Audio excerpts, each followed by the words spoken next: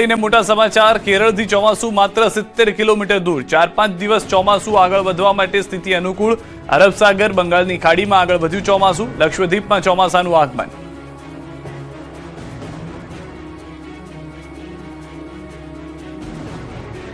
આ તરફ ગુજરાતના જળાશયોમાં દેખાવા લાગ્યા છે તળિયા। 50% કરતાં પણ ઓછું પાણી। કાળઝાળ ગરમીના કારણે પાણીનો વપરાશ વધતા ખેડૂતોની ચિંતા વધવાની છે, કેમ કે આગોતરી વાવણી માટે સિંચાઈનું પાણી મળવા પર સંકટ ઊભું થયું છે।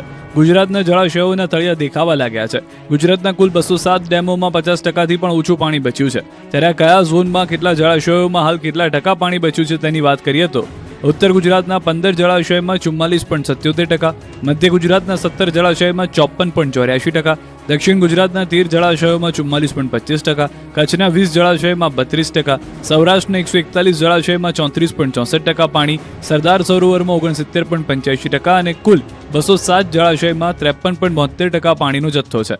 ત્યારે દ્વારકા જિલ્લામાં ઉનાળાની કાળઝાળ ગરમી વચ્ચે પાણીનો પ્રશ્ન ઊભો થયો છે। જિલ્લાના મોટાભાગના ડેમોના તળિયા દેખાવા લાગ્યા છે, જ્યારે નાના ચેકડેમ અને તળાવો પણ સુકાઈ રહ્યા છે। બોર તળાવના પાણીના સ્તર નીચે જતા રહ્યા છે, ત્યારે હવે લોકોને પાણીની ચિંતા સતાવી રહી છે। વળી ખંભાળિયા પાસે આવેલ ઘી ડેમમાં હાલ માત્ર 21% પાણીનો જથ્થો બચ્યો હોવાનું સામે આવ્યું છે। ભાણવડ પાસે આવેલા વર્તુ 2 ડેમમાં માત્ર 4% પાણી બચ્યું છે। શેઢા ભારતરી ડેમમાં 11%, સિંધણી ડેમમાં 4.95%, વેરાડી 2 ડેમમાં 18% પાણીનો જથ્થો નોંધાયો છે। કવરકા ડેમમાં 2.47% પાણી છે, જ્યારે ગટકી અને સાની ડેમ સંપૂર્ણપણે ખાલી થઈ ગયા હોવાનું સામે આવ્યું છે। હવે જોવાનું એ છે કે જો વધુ વરસાદ ખેંચાય છે તો ખેડૂતો, પશુપાલકો અને સામાન્ય લોકોને મોટી મુશ્કેલીનો સામનો કરવો પડી શકે તેવી પરિસ્થિતિ પણ ઊભી થઈ રહી છે। અમદાવાદના શેલામાં વગર વરસાદે રોડ પર પાણીની રીલમ છે।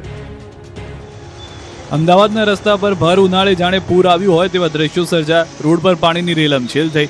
અમદાવાદ શહેરના શેલા વિસ્તારમાં ઓળાની બેદરકારીના કારણે રોડ પર નદીની જેમ પાણી વહેતું થયું। શેલા વિસ્તારમાં ફ્રેન્ચ લાઇન ચોકઅપ થવાથી ગટરનું પાણી રોડ પર આવી ગયું। એટલા ફોર્સથી પાણી બહાર આવતા જાણે રોડ પર ગંદા પાણીની નદી વહેતી હોય તેવા દ્રશ્યો સામે આવ્યા, જે કારણે છેલ્લા 2 દિવસથી સ્થાનિકો ગંદકી અને દુર્ગંધની ગંભીર સમસ્યાનો સામનો કરી રહ્યા છે। રસ્તા ઉપર ગટરનું પાણી ભરાઈ જતા વાહન ચાલકો તેમજ રાહદારીઓની અવરજવરમાં મુશ્કેલી સર્જાય અને અકસ્માતનો ભય પણ ઊભો થયો છે। સ્થાનિકો કટાક્ષ કરી રહ્યા છે કે તંત્ર જાણે ગરમીમાં લોકોને કુલિંગ સિસ્ટમ આપવાનું આયોજન કર્યું।